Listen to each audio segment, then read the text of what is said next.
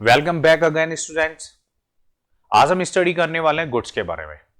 काफी बच्चा पार्टीज को इश्यूज होते हैं कि यार गुड्स क्या होता है, तो गुड्स की डेफिनेशंस को भी समझना और गुड्स को लॉजिकल भी समझे।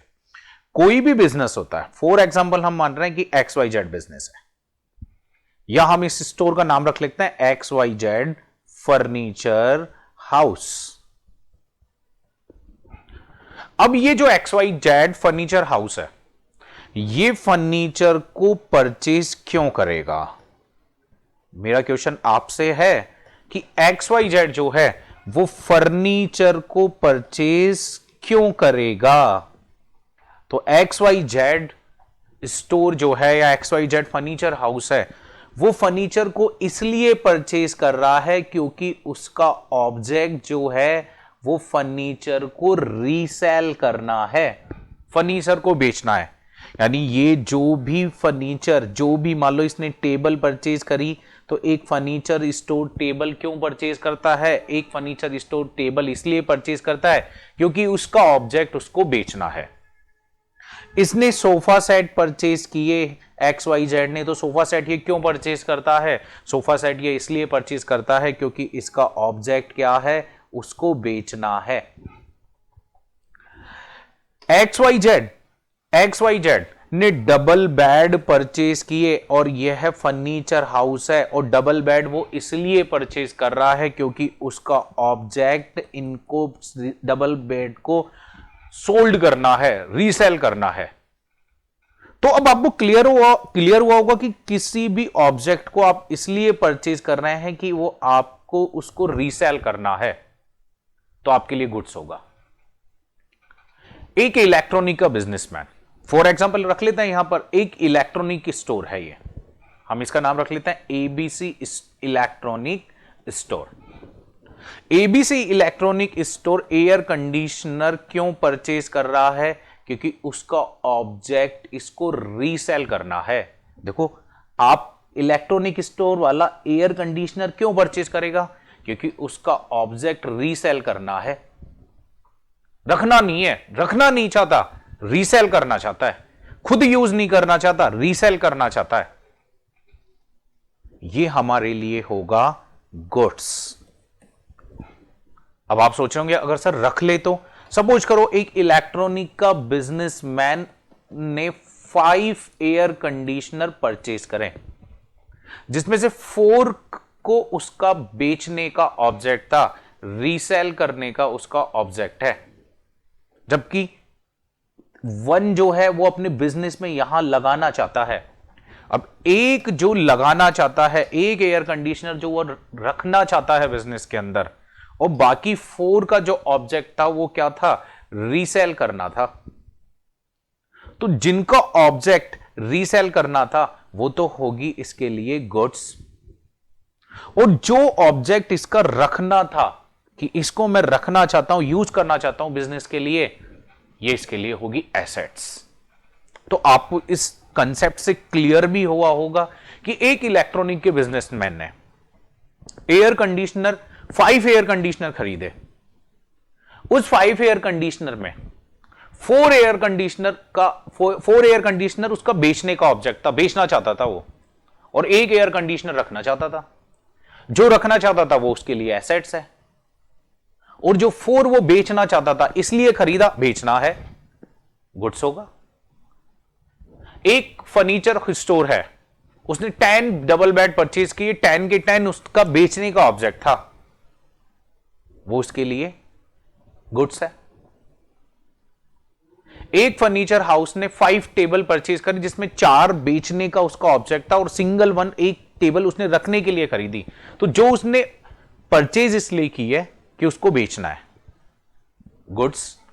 परचेज इसलिए की है कि रखना है, एसेट्स। तो आपको कंसेप्ट्स यहां अगर हम लॉजिकली बात करें तो लॉजिकली हम बात कर सकते हैं कि गुड्स क्या होता है? जिसको बिजनेस परचेज इसलिए करता है कि उसको रीसेल करना है, उसको बेचना है। एक प्रॉपर्टी डीलर बिल्डिंग्स वगैरह क्यों परचेज करता है? मान लो एक प्रॉपर्टी डीलर ने 5 बिल्डिंग परचेज करी, 3 को वो सोल्ड करना चाहता है इसलिए परचेज कर रहा है, और 2 को रखना चाहता है बिजनेस के लिए। तो जो 3 बिल्डिंग उसने परचेज करी है वो उसके लिए गुड्स होगी। और टू बिल्डिंग रखना चाह रहा है, वो उसके लिए एसेट्स होगी। हो गया, कंसेप्ट बन गया यहां पर। तो गुड्स की डेफिनेशन क्या हो गई कि गुड्स की सिंपल सी डेफिनेशन हो गई, अगर आप किसी भी फॉर्म को अपने बिजनेस में रखना नहीं चाहते, आप उसे बेचना चाहते हो, आपने इसलिए खरीदा था, वो आपके लिए गुड्स होगा। और भी एग्जांपल लेते हैं, और एग्जांपल की अगर मैं बात करूं तो उसको ध्यान से समझना। अब देखो, कुछ फैक्ट्रीज वगैरह होते हैं और खुद मैन्युफैक्चरर्स होते हैं। अब मैन्युफैक्चरर्स, मान लो कि मेरा जो काम है, मैं टेलर हूं और मेरा काम है टेलर का कि मैं शर्ट का कपड़ा लाता हूं, ठीक है, और शर्ट को बनाकर बेचता हूं। अब मैं शर्ट का कपड़ा लेकर आया, रॉ मटेरियल हम बोल सकते हैं। उस रॉ मटेरियल से मैंने एक बढ़िया शर्ट मैन्युफैक्चर करी और फिर बनाकर मैंने उसको बेची। खरीद के लाया था कपड़ा और मैंने बनाकर बेच दिया, मेरे लिए गुड्स होगा। तो आपको कंसेप्ट क्लियर हुआ होगा कि गुड्स में क्या कंसेप्ट है। गुड्स का कंसेप्ट सिंपल सा है कि आप किसी को भी इसलिए परचेज कर रहे हैं क्योंकि आपका ऑब्जेक्ट उसको रीसेल करना है, तो वो आपके लिए गुड्स होगा। डेफिनेशन से बात कर लेते हैं, नोट डाउन करना। Goods included all those things which are purchased for resale or which are used for producing the finished product, which are also meant to be sold। अब मैं क्लियर कर देता हूं, आपने सोचा बहुत फास्ट स्पीड से लिख दी, क्लियर करना कि गुड्स में ऑल दोज थिंग्स को, उन थिंग्स को इंक्लूड किया जाता है जो आपने परचेज क्यों की हो, रीसेल के पर्पज से की हो, या आपने परचेज इसलिए किया कि आपको गुड्स को प्रोडक्ट बनाना है और फिनिश गुड्स में आपको कन्वर्ट करना है। आपने कपड़ा लिया, कपड़े से आपने शर्ट में कन्वर्ट किया, रॉ मटेरियल लिया था, फिनिश गुड्स में आपने क्या कर दिया, कन्वर्ट कर दिया। आप कच्चा माल लेकर आए, आपने पक्के माल में कन्वर्ट कर दिया, तो वो भी गुड्स है। अब इसके अलावा और बात करें तो हम ये भी बात कर सकते हैं कि हमारा जो बिजनेस है जिस फॉर्म में डील करता है, क्या करता है, डील करता है, वो हमारे लिए गुड्स है। एक स्वीट शॉप के लिए गुड्स स्वीट होगी, जैसे सपोज करो कि मैं हलवाई हूं और मेरा एक मिष्ठान भंडार चलता है, ठीक है, शर्मा मिष्ठान भंडार फॉर एग्जाम्पल, गुप्ता मिष्ठान भंडार, जैन मिष्ठान भंडार। तो ये क्या है, नाम से ही मालूम चला कि हमारे लिए गुड्स क्या होगा, हमारे लिए गुड्स होगा मिठाई, स्वीट। हम रसगुल्ला क्यों बना रहे हैं, क्योंकि हमारा बेचना ऑब्जेक्ट है, हम मिठाई में डील करते हैं। तो दूसरा जो सबसे इंपॉर्टेंट कंसेप्ट है, आप ये भी लिख सकते हैं कि the products in which the business deal in, कि वो प्रोडक्ट जिसके अंदर बिजनेस क्या करता है, डील करता है। बिजनेस क्या करता है, डील करता है, हमारे लिए गुड्स होगा। फॉर एग्जाम्पल समझ लो, और हमारा जो स्टोर है द मोबाइल शॉप, हम मोबाइल क्यों परचेज, एक मोबाइल शॉप क्यों मोबाइल परचेज करती है, एक मोबाइल शॉप है, वो मोबाइल क्यों परचेज करेगी, एक मोबाइल शॉप इसलिए मोबाइल परचेज करेगी क्योंकि उसका ऑब्जेक्ट जो है ना, उनको सोल्ड करना है, रीसेल करना है। तो आप अगर किसी भी प्रोडक्ट को रीसेल ऑब्जेक्ट से परचेज करते हैं और आप उसमें डील करते हैं, हम ये मोबाइल शॉप किस में डील करता है, मोबाइल में डील करता है, वो हमारे लिए गुड्स होगा। एक फर्नीचर का बिजनेसमैन या फर्नीचर बेचने वाला फर्नीचर में डील करता है, तो फर्नीचर उसके लिए डील होगा। एक क्लोथ स्टोर क्लोथ में डील करती है तो क्लोथ उसके लिए क्या होगा, गुड्स होगा। एक स्वीट की शॉप वाला स्वीट में डील करता है तो स्वीट उसके लिए क्या होगी, गुड्स होगी। तो आपको यहां गुड्स का कंसेप्ट क्लियर हुआ होगा इतने एग्जांपल से। नेक्स्ट अगर मैं बात करूं, अब देखो अलग अलग सिचुएशन में गुड्स को अलग अलग नाम से जाना जाता है। अब आप सोचेंगे सर है गुड्स ही, बिल्कुल होगा गुड्स ही, लेकिन गुड्स को अलग अलग कंडीशन में हम गुड्स को अलग अलग नाम से कॉल करेंगे। फॉर एग्जाम्पल, मान लो कि मेरा नाम है मिस्टर एक्स। अब मुझे मेरे फ्रेंड वाई बोलते हैं, मेरी वाइफ मुझे जैड बोलती है, मुझे मेरे सर ए बोलते हैं। देखो सर के पास गया तो सर ने मुझे ए कॉल किया, ठीक है, वाइफ के पास गया तो उन्होंने जैड कॉल किया, और मेरे फ्रेंड्स के पास गया तो वाई कॉल किया। तो हूं मैं एक ही, हूं गुड्स ही। तो गुड्स जो है वो होगा एक ही, लेकिन अलग अलग सिचुएशन में गुड्स को हम अलग अलग नाम से कॉल करेंगे। फॉर एग्जाम्पल समझते हैं कि ऐसा क्या कंसेप्ट आ गया। देखो गुड्स को हम परचेज भी बोलते हैं, लेकिन कब बोलते हैं उसकी अभी हम बात करेंगे कि गुड्स को परचेज कब बोलते हैं। गुड्स को परचेज रिटर्न भी बोलते हैं, लेकिन सिचुएशन के अकॉर्डिंग नेम बनेगा परचेज रिटर्न। गुड्स को सेल्स भी बोला जाता है, गुड्स को सेल्स रिटर्न भी बोला जाएगा, लेकिन कब, सिचुएशन के अकॉर्डिंग। गुड्स को स्टॉक भी बोला जाएगा, लेकिन कब, सिचुएशन के अकॉर्डिंग। तो परचेज गुड्स को कब कहेंगे, परचेज रिटर्न कब कहेंगे, सेल्स कब कहेंगे, सेल्स रिटर्न कब कहेंगे, और स्टॉक कब कहेंगे, कंडीशन के अकॉर्डिंग।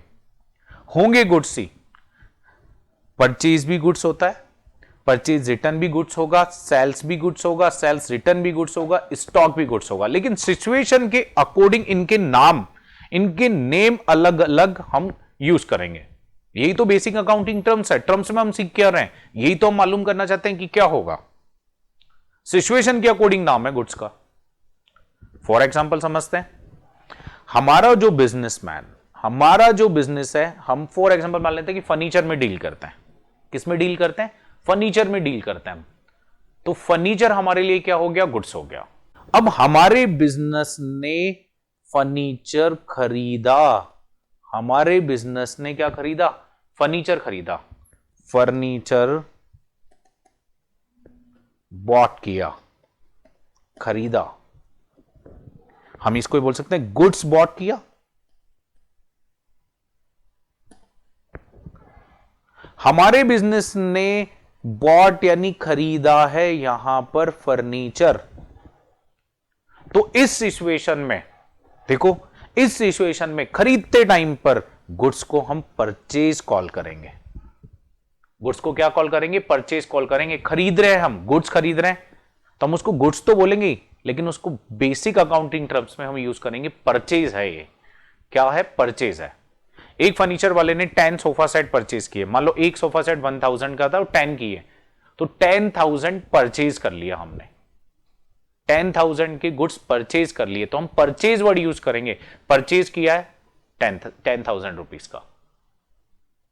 नेक्स्ट, अब हमारे बिजनेस ने जो गुड्स खरीदे थे, देखो ये अभी अभी थोड़ी देर पहले जस्ट हमने खरीदा था, बॉट गुड्स रिटर्न। गुड्स जो अभी थोड़ी देर पहले हमने खरीदा है जस्ट, हमको उसमें से मान लो 2 सोफा सेट पसंद नहीं आए, और हमने जिससे भी खरीदा था उसको वापस क्या कर दिया, रिटर्न कर दिया। यानी खरीदा हुआ गुड्स अगर हम वापस कर देते हैं, वापस भेज देते हैं, उसे कॉल करेंगे परचेज रिटर्न। क्या कॉल करेंगे, परचेज रिटर्न। आपने गुड्स खरीदा, परचेज कॉल करेंगे। खरीदा हुआ गुड्स आपको पसंद नहीं आया और कोई रीजन था, ज्यादा प्राइस थी, ऑर्डर के अकॉर्डिंग नहीं था, आपने वापस सप्लायर को दे दिया, उस कंडीशन में हम उसे परचेज रिटर्न कॉल करेंगे। सेल्स की बात करते हैं। हमारा जो बिजनेस है वो फर्नीचर का है। हमने एग्जांपल एज्यूम कर रहे हैं, हमारे बिजनेस ने कस्टमर को गुड्स सोल्ड किया। कस्टमर को क्या किया? गुड्स सोल्ड किया। Goods sold. हमारे बिजनेस ने कस्टमर को गुड्स सोल्ड किया। गुड्स को सोल्ड करते टाइम पर सेल्स कॉल करेंगे। गुड्स को सोल्ड करते टाइम पे हम सेल्स वर्ड यूज करेंगे। 10 सोफा सेट सोल्ड किए, इट मीन सेल्स है। 5 डबल बेड सोल्ड किए, इट मीन सेल्स है। 5 टेबल सोल्ड की, सेल्स है। 5 चेयर सोल्ड की, सेल्स है गुड्स सी, है गुड्स ही, ध्यान रखना। लेकिन सिचुएशन क्या है? सोल्ड करते टाइम पर सेल्स कॉल करेंगे गुड्स को। गुड्स नहीं बोलेंगे उस वक्त, सेल बोलेंगे उस वक्त। खरीदा हुआ वापस किया, उस वक्त हम उसको परचेज रिटर्न बोलेंगे। खरीदा है गुड्स को तो हम परचेज कॉल करेंगे। सेल्स रिटर्न क्या होगा? हमारा बिजनेस है फर्नीचर का, हमने फर्नीचर सोल्ड किया। हमने फर्नीचर क्या किया? सोल्ड किया था अभी थोड़ी देर पहले जस्ट। लेकिन जो हमारा कस्टमर था, उस कस्टमर को ये पसंद नहीं आया या ऑर्डर के अकॉर्डिंग नहीं था, तो उन भाई साहब ने, उस फर्म ने हमें वापस क्या कर दिया? रिटर्न कर दिया। वापस रिटर्न करते ही हम इसे कॉल करेंगे सेल्स रिटर्न। है गुड्स सी, क्या हो रहा है यहां पे? Sold goods return. Sold goods return, sold goods return है। जो हमने बेचा था वो वापस हमारे पास आ गया। जो हमने क्या किया था? बेचा था, वो वापस हमारे पास में आ गया है। ठीक है, बिका हुआ माल वापस आ गया। हम उस वक्त गुड्स को सेल्स रिटर्न कहेंगे। अब बात यह आई कि स्टॉक क्या होगा फिर। आपने कई बार मूवीज वगैरह में देखा होगा, छोटू नाम का लड़का, हम छोटू से बोलते हैं कि यार छोटू देख के आना अपने गोदाम के अंदर या अपने स्टोर के अंदर कितने डबल बेड रखे हुए हैं। अरे यार छोटू देख के आना कि अपने गोदाम के अंदर कितना टेबल का स्टॉक है इस वक्त। यानी एक पॉइंट ऑफ टाइम पर मैंने अभी जस्ट बोला छोटू देख के आ बगल वाली शॉप में कितने डबल बेड रखे हुए हैं, तो उसने आके बोला कि सेठ जी 5 रखे हुए हैं। तो आपके पास में, आपकी ऑनरशिप में, आपके पास में जो गुड्स अवेलेबल है आपके बिजनेस के अंदर, वो आपके लिए स्टॉक होगा। है गुड्स ही, यानी गुड्स की अवेलेबिलिटी इन अ बिजनेस, वो हमारे लिए स्टॉक होगी। बेचा हुआ वापस आ गया, सेल्स रिटर्न होगा। हमने बेचा है, सोल्ड किया है, सेल्स बोलेंगे। हमें खरीदा था लेकिन हमें पसंद नहीं आया, ऑर्डर के अकॉर्डिंग नहीं था, या क्वांटिटी वाइज खराब, क्वालिटी वाइज खराब था, क्वांटिटी वाइज कम या ज्यादा था। नेक्स्ट बेसिक अकाउंटिंग टर्म्स की अब हम बात करेंगे डेटर्स की। डेटर्स की अगर मैं बात करूं तो डेटर्स को सबसे पहले डायग्राम कंसेप्ट से समझता है। फॉर एग्जांपल मान लो कि हमारा बिजनेस फर्नीचर में डील करता है और हमारे बिजनेस का हमने नाम रखा the furniture house. The furniture house. हमारे बिजनेस फर्नीचर को सोल्ड करता है। फर्नीचर को क्या करेगा? सोल्ड करेगा, क्योंकि हम डील किस में करते हैं? फर्नीचर में डील करते हैं। तो हमारा बिजनेस जो है वो फर्नीचर को सोल्ड करने वाला है, बेचने वाला है। अब हमारा बिजनेस जो फर्नीचर को सोल्ड करेगा, तो या तो सोल्ड करेगा कैश में, या फर्नीचर को सोल्ड करेगा क्रेडिट में। क्रेडिट बोले तो उधार। हमारा बिजनेस किसका है? The furniture house. हम किस में डील करते हैं? फर्नीचर में डील करते हैं। तो हमारा जो बिजनेस है वो फर्नीचर को सोल्ड करता है, बेचता है। अब हमारा बिजनेस जो फर्नीचर को बेचेगा, तो फर्नीचर को या तो किसी पर्सन को बेचेगा या किसी फर्म को बेचेगा। हमारा बिजनेस फर्नीचर को या तो किसी फर्म को बेचेगा या किसी पर्सन को बेचेगा। बेचने का कंसेप्ट या तो कैश में होगा कस्टमर को या क्रेडिट में होगा। ये भी कस्टमर है, ये भी कस्टमर है, लेकिन ये हमें साथ की साथ पैसे दे रहा है। जो कैश वाला कंसेप्ट है, हमने इसको गुड्स दिया, बोला भैया ये लो, कितने का गुड्स चाहिए, बोला 5 सोफा सेट चाहिए, बोला एक सोफा सेट 1000 का, बोला ये लो 5000, डन। फर्नीचर सोल्ड किया हमने उसको, हमारा कस्टमर है वो, कैश कस्टमर हो गया। लेकिन एक भाई साहब आए, जानकार थे, नॉन थे। अननोन को नॉर्मली बेचते नहीं हम, बेच सकते हैं लेकिन अगर बेचना चाहें तो अपन। एक भाई साहब आए कि सर ये सोफा सेट कितने का, बोला 1000 का, बोला लेकिन मैं अभी पैसे नहीं दूंगा, बाद में दूंगा। ठीक है, अब हम उसको जानते थे, नॉन था, ठीक है, बोला ठीक है आप ले जाओ सोफा सेट। हमने उसको सोफा सेट सोल्ड कर दिया है, लेकिन जो सोफा सेट सोल्ड किया है वो कैसे किया है, क्रेडिट पे किया है, उधार में किया है। तो जिस भी पर्सन को हमने क्रेडिट पर गुड्स को, किसको, गुड्स, हमारा गुड्स क्या है इस वक्त, फर्नीचर। जिस भी पर्सन को हमारे बिजनेस ने क्रेडिट पर गुड्स को सोल्ड कर दिया है, बेच दिया है, अब हमारे बिजनेस ने क्रेडिट पर उसको गुड्स सोल्ड किया है, तो ये जो पर्सन है, ये जो पर्सन आप डायग्राम में बॉक्स में देख रहे हैं, ये पर्सन हमारे लिए होंगे, हमारे बिजनेस के लिए डेटर्स। अभी पैसा नहीं दे रहे, बाद में देंगे। साथ के साथ नहीं दे रहे, साथ के साथ देते तो फिर तो कैश कस्टमर हो जाते हैं। कस्टमर तो ये भी है, कस्टमर ये भी है, लेकिन ये कैश कस्टमर है, ये क्रेडिट कस्टमर है, तो हम इनको कॉल करते हैं डेटर्स। क्या कॉल करेंगे, डेटर्स। और ये हमें अभी पैसा नहीं दे रहे, ये हमें फ्यूचर में पैसा देंगे, वो भी नियर फ्यूचर में, आने वाले 10-15 दिन में, 1 महीने में, 2 महीने में, 3 महीने में, 4 महीने में नॉर्मली हमें पैसा दे देंगे। तो जो डेटर्स होते हैं, कौन होते हैं डेटर्स, जिनको हमारा बिजनेस क्रेडिट पर गुड्स सोल्ड करता है, वो नियर फ्यूचर में हमें पैसा देंगे, अभी फिलहाल पैसा नहीं दे रहे हैं। ये हमारे लिए जो ये फर्म है या जो ये पर्सन है, ये डेटर्स हम इन्हें कहेंगे। और कंसेप्ट समझते हैं। हम मान लो कि सर्विस प्रोवाइडर है, सर्विसेज देता है, तो हमारे बिजनेस ने जिस भी कस्टमर को क्रेडिट पर सर्विसेज प्रोवाइड कर दी, उधार में सर्विस दे दी, हमारे बिजनेस ने, ठीक है, फॉर एग्जांपल अभी फर्नीचर हाउस हम नहीं लेते हैं, कोई भी बिजनेस है और हमारा काम है सर्विसेज देना। मान लो हम एयर कंडीशनर की रिपेयरिंग करते हैं या उसकी सर्विसेज देते हैं। एयर कंडीशनर की सर्विस देने के लिए हम 2 कस्टमर के पास में गए, कस्टमर ए और कस्टमर बी। कस्टमर ए के यहां सर्विस करके आए, कस्टमर ए ने बोला कितने रुपए बने, बोला 600, ये लो, ठीक है, कैश में सर्विस दे दी। बी कस्टमर के पास गए, उसका मान लो कि सर्विस इसका चार्जेस बना 500, उसने बोला बाद में दूंगा, तो वो हमारे लिए क्रेडिट सर्विस हो गई। क्रेडिट सर्विस हो गई, बाद में पैसा देगा, तो हमारे बिजनेस के लिए वो डेटर्स हो गए।